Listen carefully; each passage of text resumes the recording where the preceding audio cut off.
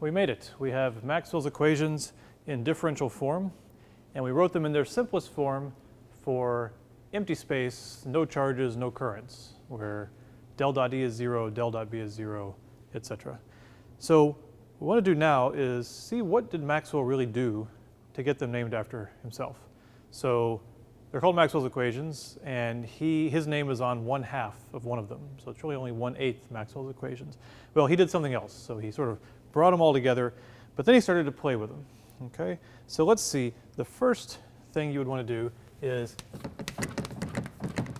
take the derivative of Faraday's law. Right. So we know Faraday's law, del cross E is minus d b dt once we put it in differential form. And if we take the time derivative, just take the time derivative of both sides. Well, second derivative. Take that shortcut. And just like you can move spatial derivatives in and out of each other, you can move the time derivative inside of here. So you get del cross dE dt is minus d 2b dt2. And then substitute in the Ampere-Maxwell.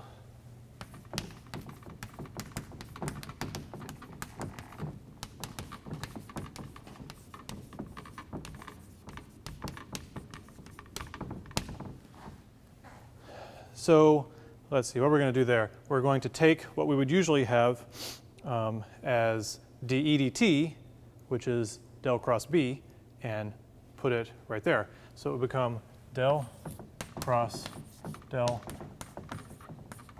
B is minus d2b dt2. And that looks interesting. We got it. Oh, and I'm sorry, 1 over mu naught epsilon naught. Left off the constant. So that looks interesting. We have it all in terms of one field, B, and we know that we know how to deal with that second derivative, but what is this? That is a second derivative in vector calculus. So if we're going to do this for real, we better first go over our second derivatives. So we need our second spatial field derivatives. Well, let's go back to the beginning a little bit. Let's remember the difference between a function and then we also had a field. And let's remember our first derivatives. First things first, first derivatives. We can take the d dx of a function f of x. That's the first derivative. We had 3 kinds of derivatives for fields. If we had a scalar field, it was del, the gradient, del of s, where s is a function of x, y, and z.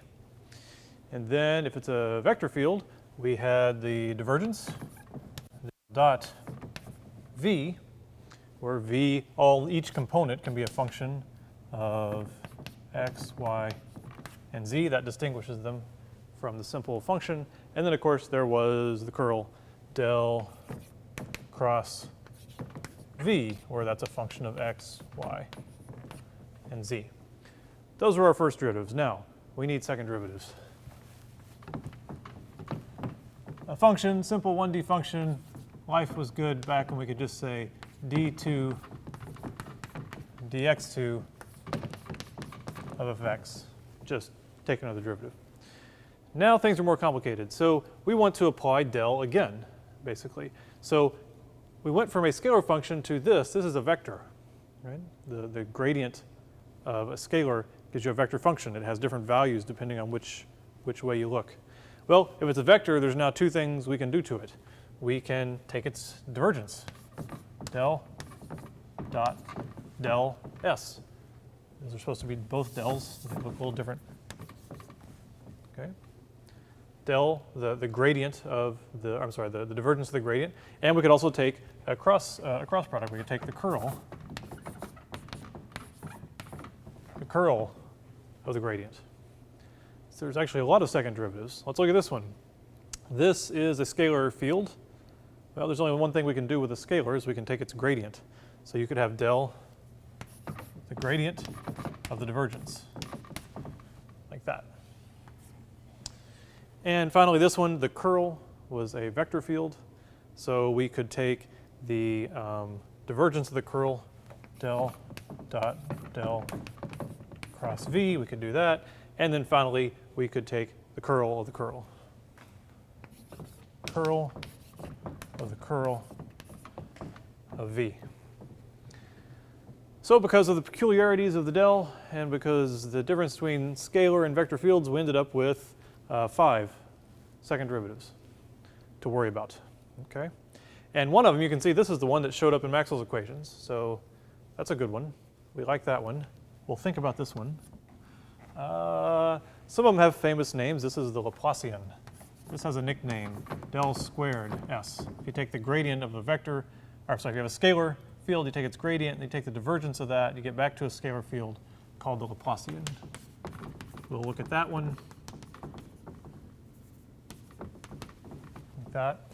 Some of them go away because they're always 0. Right? So if you look at this one, go take it by hand. It'll go to 0. The curl of the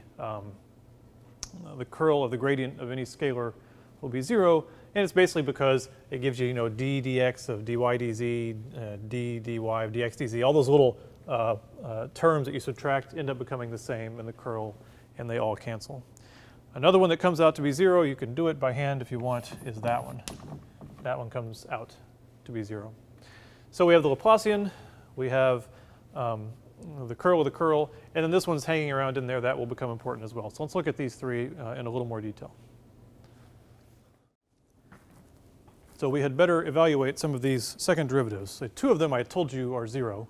You can just trust me. You can go confirm those 2 are 0 yourself. Here's one that we'll need, though, is the gradient of the divergence of a vector field, del dot v.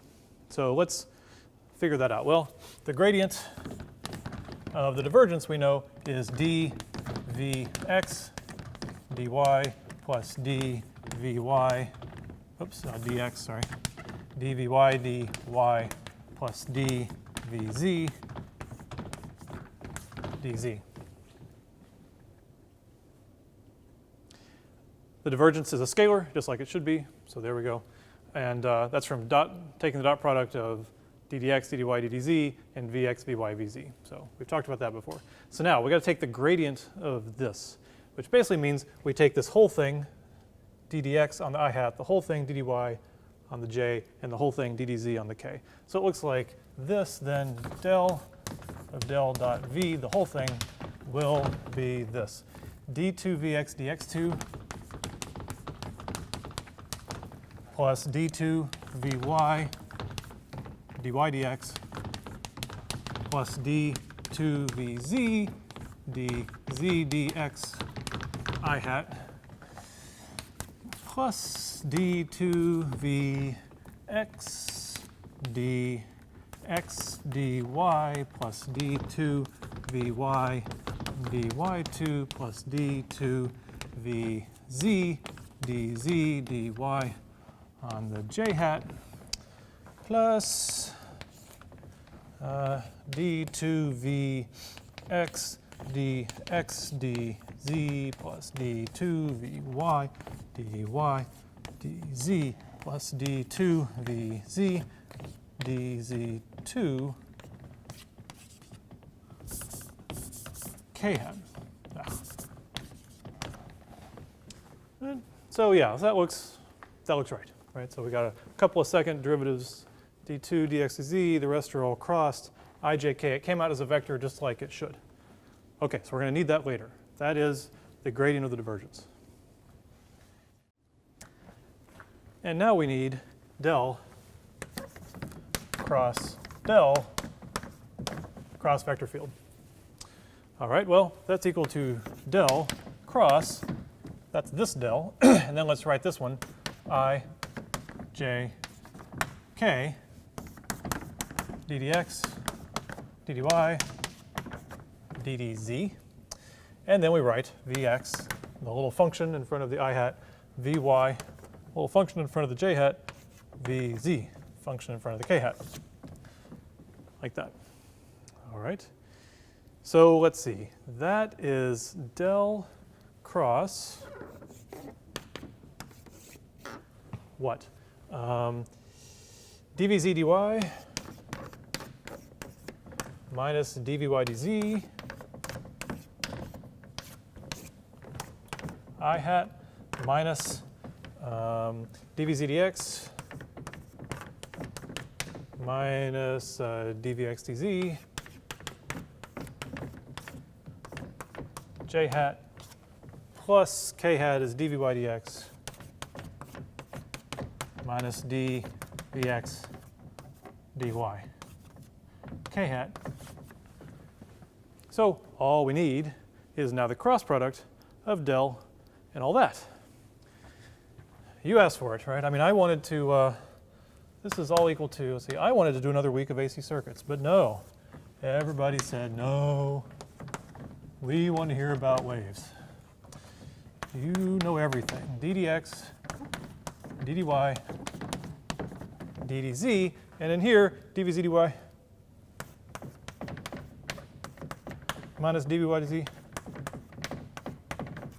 And then I'm going to flip it so that they all stay positive, otherwise I will get mixed up. dv dx dz minus dvz dx. And then dvy dx minus dvx dy.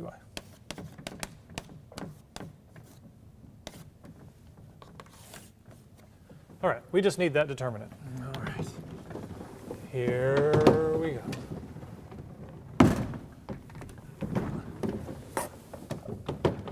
I need every inch I can get out of these boards. Okay, so let's see. This is all equal to what's on the I hat. I hat is going to be ddy of dvy dx minus dvx dy. So it's going to be all d2s, d2 vy dx dy minus, minus d2 vx dy dy2. I'll get faster in a minute. It takes me a second to get going. And then minus ddz, right, minus d2 vx dz2, right, plus d2 vz dz dx. Okay, there we go. That's the I hat component. Y, y, z, z, x. Yes, that's not so bad. Plus, let's do the j hat component. And therefore, it's a minus sign here. We'll convert them all later. D dx of that one, d2 vy dx2 minus d2 vx dx dy.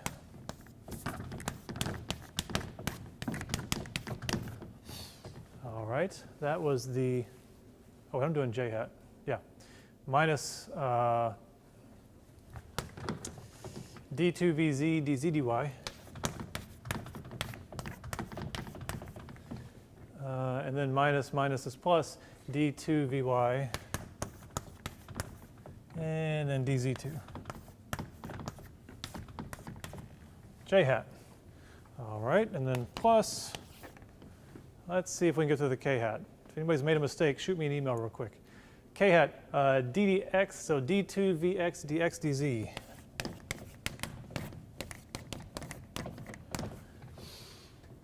Minus d2 vy dz2.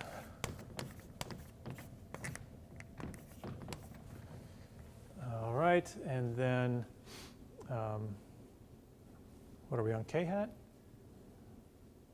D2, no, okay, well, this is where I messed it up. K hat, we're doing k hat. D2 vx dz dx, so dx dz, minus d2 vz dx2. That's all I did wrong. There's just supposed to be an x right there. Just making sure you're paying attention. Minus d2vz dy2. And then minus minus plus d2vy dy dz.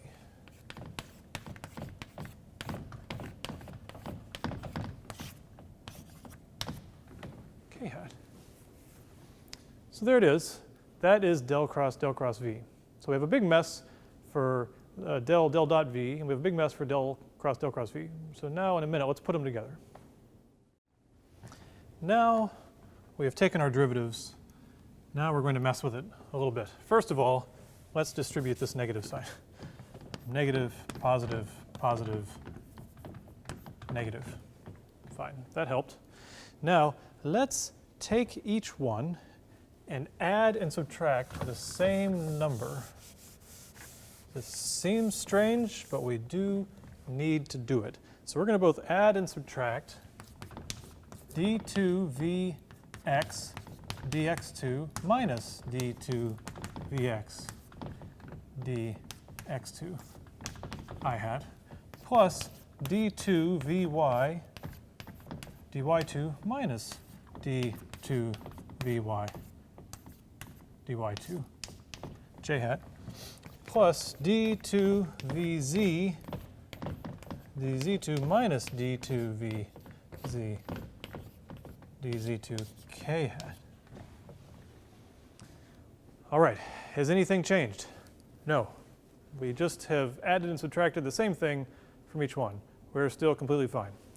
So let's see, what does this equal? This all equals something.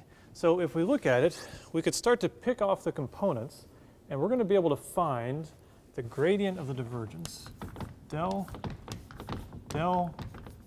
dot v is in there, okay? What did del dot v look like? Well, for each component on the x component, it was d2vx dx2, that's why we needed that one. And then it was v and y, also second derivatives with, it would be x and y and x and z. So vy with x and y, and vz with x and z. So those are the three x components of this. And then the y components would be this. And then let's see, it would be the vx with x and y.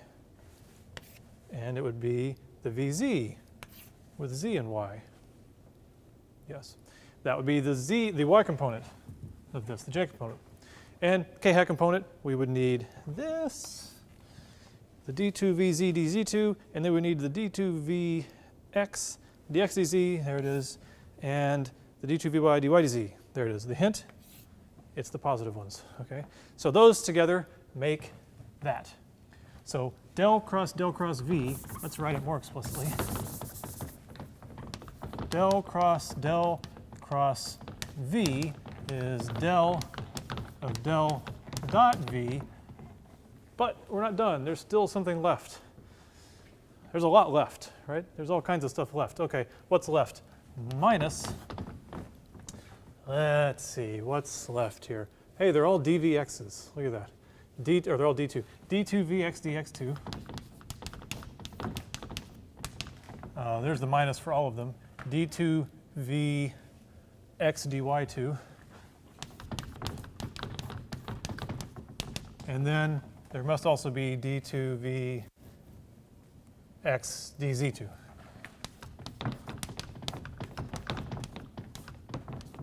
I hat. Okay, those were left.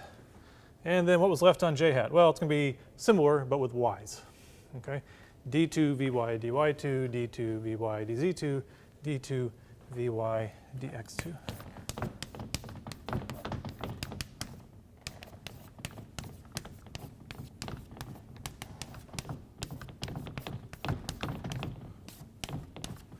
On j hat, the minus is out here again, and this will be the same, d2vz dx2 plus d2vy dy2, oh, z, I'm sorry, z dy2 plus d2vz dz to k hat. All that stuff was left over, okay? This is just a mess of just garbage. It's just garbage, okay? To even get it, you have to add terms and subtract them. You want to be able to write this nice little thing. You want to be able to say del cross v minus del dot v is equal to del of del dot v minus something. And this is the something, and it's garbage. But we give it a fancy name to make ourselves feel better, okay? So I'm going to erase this so that I have room. We call it the vector Laplacian. So del cross v is equal to the gradient of the divergence minus del squared of the vector field. So remember the Laplacian? Before, one of the derivatives was the Laplacian, del squared of a scalar field, S. Let's see, that was the gradient of the that was the divergence of the gradient. We can't really do that here because we don't have can't take a gradient of a vector field. This is not a real vector derivative. This is just a nice way of saying that, all that, okay? It's not real. It's just a bunch of terms, and we call it the vector Laplacian because it kind of looks like a Laplacian. It's basically the Laplacian of the Vx on the, but then don't leave it as a, but then put it on the I hat. It's the Laplacian of the Vy on the j hat, and the Laplacian of the Vz on the k hat. But it's not a true Laplacian. It's just something we nickname the vector Laplacian so that we can write this, so that we can deal with field theory.